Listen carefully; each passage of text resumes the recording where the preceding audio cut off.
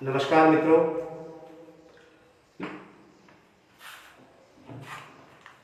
सर्वप्रथम मैं आप लोगों का स्वागत करता हूं अपने इस लाइव प्रोग्राम में। जैसा कि आपको मैंने अभी थोड़ी देर पहले जानकारी दी थी कि मैं आज द्वाराहाट विधानसभा के कुछ मुद्दों पर आपके सामने लाइव आना चाहता हूं। मित्रों, आपको पता है अब से कुछ ही महीनों बाद 2022 की तैयारी शुरू हो जाएगी और जैसा कि आपको पता है मैंने इससे पहले भी 2017 में द्वाराहाट विधानसभा से विधायक का चुनाव लड़ा था। आप लोगों के बीच में रहता हूं, हमेशा छोटी छोटी मुद्दों पर बात करता हूं, लोगों की जुड़ी हुई जमीन से जुड़ी हुई चीज़ों को, मूलभूत सुविधाओं पर बात करता हूं। मेरा थोड़ा वर्किंग स्टाइल अलग है क्योंकि आप लोगों को पता है मैं 4.5 साल काम करता हूं और लास्ट के 3-4 महीने अपने इस प्रचार प्रसार, जो कि क्योंकि राजनीतिक एक इवेंट होता है तो उसमें प्रचार प्रसार की बहुत ज़रूरत होती है। तो थोड़ा सा मेरा वर्किंग स्टाइल है कि अब अगले 3-4 महीने पर जो मैं लोगों से जुड़ी हुई छोटी छोटी समस्याओं पर बात करता था, काम करता था, लोगों के छोटे छोटे मुद्दों पर बात करता था, अब वो अगले 3-4 महीने पर थोड़ा सा मेरी कैपेबिलिटी जो है वर्किंग में कम हो जाए, क्योंकि मुझे थोड़ा सा रुझान रखना पड़ेगा राजनीतिक रूप से अपने आप को प्रचारित करने में, अपने काम के तरीकों को बताने में, अपने किए गए कार्यों के बारे में बताने में। तो उससे पहले क्योंकि अब से कुछ दिनों बाद ही प्रचार प्रसार शुरू हो जाएगा 2022 का द्वाराहाट विधानसभा के अंतर्गत, तो मैं कुछ मेरे मुद्दे जो हैं आज मैं लेके आया हूँ आपके बीच में, जनता से जुड़े हुए मुद्दे हैं। उसमें से कुछ मुद्दों पे मैं काम कर रहा हूँ, अगले कुछ, क्योंकि आजकल आपको पता है कोविड-19 का समय है, तो मैं आजकल विधानसभा में कैंप भी लगा पा रहा हूँ क्योंकि मेरा वर्किंग स्टाइल रहा है। मैं जनता के बीच में जाके उनकी चीज़ों को सुन के, उनके कैंप ऑर्गेनाइज करके तब जाके हम संबंधित विभाग के पास जाते थे कि हम ये काम करें और विभाग को ये बताते थे कि ये समस्या आ रही है। लेकिन अभी मैंने थोड़ा सा अपना वर्किंग स्टाइल चेंज किया है। अभी क्योंकि प्रचार प्रसार भी शुरू हो जाएगा, इसके बाद मैं जहाँ जहाँ जिस क्षेत्र में रहूँगा वहाँ प्रचार प्रसार के साथ साथ अपने जनता से जुड़े हुए मुद्दों पर भी काम करूँगा प्रॉपर। क्योंकि आजकल परमिशन नहीं मिलेगी कैंप लगाने की, तो मैं जब जनता के बीच में जाऊंगा तो वहीं हम कलेक्ट करेंगे चीज़ों को। आजकल जो विधानसभा में छोटी छोटी चीज़ें जो जनता के लगातार मुझे फ़ोन आ रहे हैं, जिनको मैं फेस कर रहा हूँ, वो हैं एक तो प्रधानमंत्री सम्मान निधि, जो पीएम किसान सम्मान निधि आजकल हमें मिल रही है। पिछले वाली किस्त में एक प्रॉब्लम आ गई है कि उसमें लगभग हर गांव में 10-15 लोग ऐसे हैं जिनको उनके 2000 रुपये जो ट्रांसफर होते थे, जो प्रधानमंत्री किसान के सहयोग के लिए, जो प्रधानमंत्री जी द्वारा सहयोग के लिए, किसानों के सहयोग के लिए दिया जाता है। मैं आपको बताऊं, मैंने इस पर रिसर्च किया। मैंने किसानों से पूछा कि जो लोग जमीन छोड़ रहे थे मात्र किस वजह से, कि हमें ना हल जोतने के लिए पैसे देने पड़ रहे हैं और कभी कभी सूखा पड़ जाता है तो जो हल जोतने के पैसे जेब से लगते हैं वो वेस्ट चले जाते हैं। और मैंने उन लोगों से पूछा कि यार आपके कितने पैसे लगते होंगे पूरे साल भर में, ये सीजन जो 2-3 फसल करते, तो लगभग वही 5-6 हज़ार का एक रेशियो आ रहा था। तो और हमारे प्रधानमंत्री जी के द्वारा वो 6,000 रुपये के जो रुपये देते हैं, आज हमारे लघु किसान के लिए 6,000 रुपया हल जोताई के लिए सफिशिएंट मात्रा है। तो उसमें समस्या क्या आ रही है कि इससे पहले वाली किस्त में हर गाँव में 10-12 लोग ऐसे हैं कि उनकी किस्तें इस बार ट्रांसफर नहीं हुई। मैंने बहुत सारी जानकारी नीचे लेवल पर लेने की कोशिश की, पटवारी से, अन्य नोडल के पास भी मैंने फ़ोन किया, लेकिन कोई अच्छी सी सटीक जानकारी नहीं मिल पा रही है। अब मैं चाहता हूं कि मैं विधानसभा में जो पहले कैंप, या आप लोगों से भी निवेदन करता हूं, क्योंकि अब कैंप ऑर्गेनाइज नहीं कर पाऊंगा, तो आप लोग जिसके भी किसान सम्मान, हर गांव में 10-20 लोग ऐसे हैं जिनके पैसा ट्रांसफर नहीं हुआ है। अगर आपको ये पैसा ट्रांसफर नहीं हुआ है तो आप लोग, मेरा व्हाट्सएप नंबर है, मेरे फेसबुक में आप जाएंगे और इधर चकुटिया मासी इस तरफ मेरे पोस्टर लगे हुए हैं, क्योंकि मैंने अगले चुनाव लड़ रहा है तो प्रचार प्रसार में मेरे जो पोस्टर लग रहे हैं,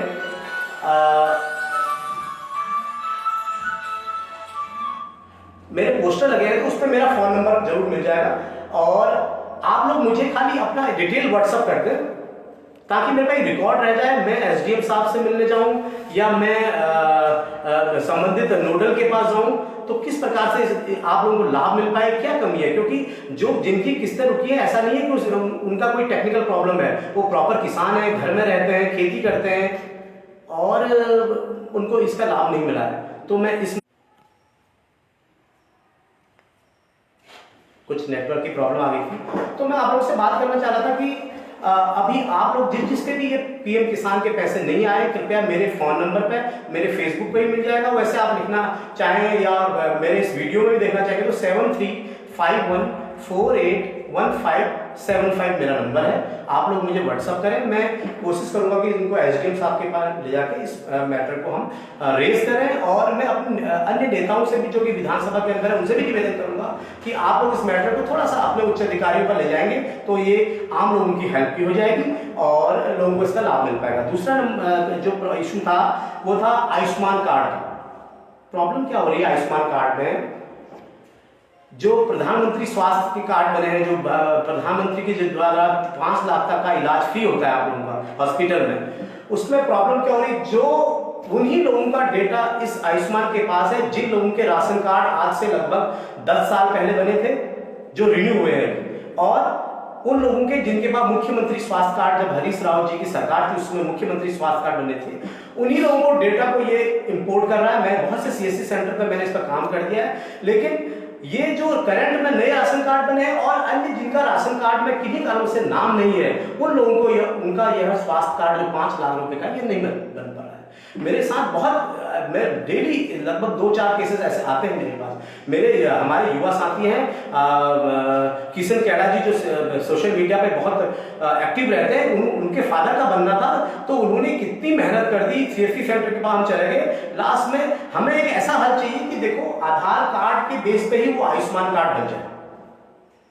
क्या जिसका डेटा उस समय के राशन कार्ड में नहीं था या मुख्यमंत्री स्वास्थ्य कार्ड नहीं बना था, तो क्या उनका आयुष्मान कार्ड नहीं बनना चाहिए? ऐसा नहीं है। वो यहाँ के नागरिक है, परिवार रजिस्टर में नाम है उनका, और उनका सब कुछ यहाँ का डिटेल है, यहाँ के परमानेंट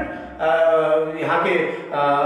वासी है, तो उनका स्वास्थ्य कार्ड नहीं बन रहा है। और एक बहुत बड़ी समस्या, अब मैं आपको उदाहरण दे दूं, ये प्रधानमंत्री स्वास्थ्य कार्ड जो 5 लाख तक का बीमा का जो ये कार्ड बने हैं, इनका लाभ भी मिल रहा है। मैं आपको 2 उदाहरण देना चाहूंगा। हमारे पड़ोस में ही हमारे ये पूर्व प्रधान उडगल के हैं अजय नेगी जी, उनकी माता जी का हल्द्वानी में आयुष्मान, उन्होंने मेरे को बताया कि हम लोग तो इस आयुष्मान कार्ड को ऐसी समझते थे, सुशीला तिवारी में उनकी माता जी का शायद डायलिसिस हो रहा है, उसमें उनका मुफ्त का इलाज उसमें उनकी तरफ से मिल रहा है। हमारे यहीं पर एक ऐना का हमारा एक युवा साथी है, यहीं पर चपड़ा स्थान में रहते हैं, उनके पिताजी ने मेरे को बताया कि आयुष्मान कार्ड से उनका डायलिसिस हो रहा है। तो ये कार्ड ऐसा है, इससे लाभ है। हम ये ना देखें कि आज इलाज नहीं मिल रहा, ये है एक्चुअल में जब बड़ी बीमारियां होती है उसमें इसका बहुत यूज है। तो मैं शासन प्रशासन से ये निवेदन करना चाहूंगा, सीएमओ मैडम से, जहां तक भी मेरी यहाँ पर मेरी आवाज हो सकता है, मेरे विधायक जी भी सुन रहे होंगे, अन्य बड़े बड़े पद के लोग यहाँ पर, जिला पंचायत अध्यक्षा महोदय हैं और अन्य लोग हैं, उसमें त्रिपाठी जी भी हैं, और जरूरी नहीं है कि बड़े अनिल साई जी हैं, हमारे बड़े कद के नेता यहाँ पर हैं, तो वो लोग भी अगर मेरी बात सुने तो कृपया करके मेरा विनती है आप लोगों से, आम जनता को सीएमओ साहब ये अप्रूवल दिलाते हैं कि आधार के हिसाब से आयुष्मान कार्ड बने। जो डेटा से इंपोर्ट करके आ रहा है उसमें कुछ टेक्निकल प्रॉब्लम आ रही है, तो ये सहयोग आपसे चाहिए होगा। इसका लाभ भी बहुत है। तीसरा, एक बहुत बड़ी समस्या हमारे युवाओं को, यूथ को आ रहा है, वो समस्या ऐसी है कि जो ईडब्ल्यूएस का 10% जो सवर्ण को आरक्षण मिलता है, उस ईडब्ल्यूएस का सर्टिफिकेट को बनाने में एक मेन टेक्निकल प्रॉब्लम है कि जो हमारे उसमें एक पैमाइश है, जो जेई के द्वारा हमारे मकान को नापा जाता है, उसमें पीडब्ल्यूडी के और पीएमजेएसवाई के जेई साहब उसमें नियुक्त किए गए हैं डिस्ट्रिक्ट के द्वारा। लेकिन आप समझ सकते हैं 2 जेई साहब, इतना बड़ा विभाग, उनका अपना काम खुद उनके पास इतना सारा है, और कैसे वो लोग एक दूसरे विभाग के कामों में, अब आदेश तो हुआ है, मैं समझ नहीं सकता कि जिला प्रशासन ने ये कैसी व्यवस्था की है, इतना सफर कर रहे हैं। मैं कल तहसील में भी संबंधित अधिकारी से मिलके आया, तो उनका प्रॉब्लम यही है कि भाई साहब वाकई में एक जेन्युइन प्रॉब्लम है। अगर ईडब्ल्यूएस जो सर्टिफिकेट बन रहा है 10% का जो आरक्षण का, सवर्ण आरक्षण का जो सर्टिफिकेट बन रहा है, उसमें मकान को नापने के जो बाध्यता है, अगर उसके लिए या तो हम एक जेई साहब को अलग से नियुक्त कर दें, तहसील में एक जेई साहब को नियुक्त कर दें जो यही काम देखे, क्योंकि पीडब्ल्यूडी के जेई साहब के पास इतना वर्कलोड है और पीएमजेएसवाई के जेई साहब के पास इतना वर्कलोड है कि वो हमारे युवा साथी लोग, मुझे तो इतनी उसकी जटिल प्रक्रिया हो गई है कि पहले उसको फॉरवर्ड कराना पड़ता है, उसके बाद जेई साहब के पास जाएंगे, उनके पास समय नहीं होगा, समय है तो गांव दूर दूर है, कन्वेंस की सुविधा है, जेई साहब को कन्वेंस मिलता है नहीं मिलता है कुछ उसके बारे में पता नहीं है, तो बहुत बड़ी समस्या है। मेरा विनती है, अगर मैं अपने जिलाधिकारी डीएम साहब के फेसबुक आईडी पर भी हूँ, अगर वो मेरी बात सुन रहे होंगे या संबंधित कोई अधिकारी मेरी बात सुनते हैं तो कृपया करके ईडब्ल्यूएस के अंदर जो 10% आरक्षण में हमें मिलता है उसका जो सर्टिफिकेट बन रहा है उसके लिए अलग से जेई साहब की नियुक्ति तहसील स्तर पर हो जाए तो बहुत बड़ी हमारे युवाओं की समस्या दूर हो जाएगी, क्योंकि उनको आगे की परीक्षाओं में 10% ईडब्ल्यूएस के लिए बहुत समस्याएं हो रही है। और चौथा पॉइंट मेरा है आधार सेंटर। आज के दिन में आधार बहुत जरूरी है, लेकिन आधार एक हमारा सेंटर द्वाराहाट में है, एक साइट चकुटिया में अभी एक्टिव है नहीं है, ये पता नहीं है, तो एक सेंटर होना मेरी रिक्वेस्ट है। अगर ये जो आधार का मामला है ये बड़े स्तर का मामला है, इस पर मेरी विनती है अगर बड़े हायर लेवल की पॉलिटिक्स या हायर लेवल का प्रशासन इसमें इन्वॉल्व हो जाए कि कम से कम हर क्षेत्र में, मेरी द्वाराहाट विधानसभा है, मेरी राय है क्योंकि ये मेरे लेवल का काम नहीं है, कि द्वाराहाट में एक जैसे एक आधार सेंटर है, इसी तरह बगवाली पोखर में एक आधार सेंटर हो जाए, कफड़ा में एक आधार सेंटर हो जाए, उसके बाद द्वाराहाट में यहाँ पर है, उसके बाद हमारे चकुटिया में एक आधार सेंटर है, एक मासी में हो जाए, उसके बीच में इधर तलाबताल की तरफ एक आधार सेंटर हो जाए, तो एक आधार में जो चेंजेस करने हैं, बहुत सारी समस्याएं हैं, वो बहुत बड़ी समस्या है। मैं मुद्दा छोटा लग रहा होगा आपको, लेकिन जब पिंच होता है लोगों को 2-2, 3-3 दिन को अपॉइंटमेंट लेनी पड़ती है द्वाराहाट में, फिर वहां जाके एक छोटी सी समस्या, मैं अपने बच्चे को किसी के साथ अपने गांव के एक बच्चे को लेके गया था, तो 3 दिन तक हमें आना जाना पड़ा वहां, तो समस्या है। तो मेरी विनती है अगर प्रशासन से किसी लेवल पे या अन्य लोगों से, मैं सोशल मीडिया में इसीलिए आ जाया हूं कि इस बात को लोगों को लगे, अगर जायज होगी तो आप लोग इसको शेयर करा देंगे। ये 3-4 मुद्दे हैं, छोटे छोटे 1-2 मुद्दे और हैं, जैसे परिवार रजिस्टर में एज प्रूफ, जो 60-70 साल की महिलाएं हैं, पुरुष हैं, उनको हमारे कर्मचारी लोग बोलते हैं कि उनका एज प्रूफ लेके आओ, जो एक आधार है उनके पास। बस आधार को एक एज प्रूफ के तौर पर उसकी ऑथेंटिकेशन होनी चाहिए, क्योंकि 70 साल 80 साल के बुजुर्ग लोग बिल्कुल पढ़े लिखे नहीं है, और जब उनके आधार से मिसमैच हो जा रहा है परिवार रजिस्टर, जो कि शायद कर्मचारियों के द्वारा, जो संविदा कर्मचारी डिस्ट्रिक्ट पर रखे उनके द्वारा गलत फीड हो गए हैं, लेकिन अब उनको चेंजेस करने के लिए बहुत प्रॉब्लम हो रही है आम जनता को, बुजुर्गों को, जो कि जन्म तिथि में वो लोग पढ़े लिखे नहीं है, एजुकेशन का उनके पास कोई प्रूफ नहीं है, तो कुछ कर्मचारी लोग उस पर ऑब्जेक्शन कर रहे हैं। आदेश आ जाए कि जो भी परिवार रजिस्टर में अगर चेंजेस कर रहे हो तो आधार उनका प्रूफ हो जाए, उसके हिसाब से उनके चेंजेस हो जाए। एक और मुद्दा है, वो है राशन कार्ड का मुद्दा। अभी हमारे पास स्मार्ट कार्ड आ चुके हैं, मोदी जी का एक विजन है कि 1 नेशन 1 राशन कार्ड, वो कैसे कामयाब होगा? जितने भी अभी स्मार्ट वाले राशन कार्ड हमें बटे हैं, उसमें से टोटल के टोटल में किसी की धर्मा देवी नाम है, कर्मा देवी का फोटो लगा, 4 बच्चों का नाम है, 2 का छूट गया। तो ये इतनी समस्या हो गई है। अगर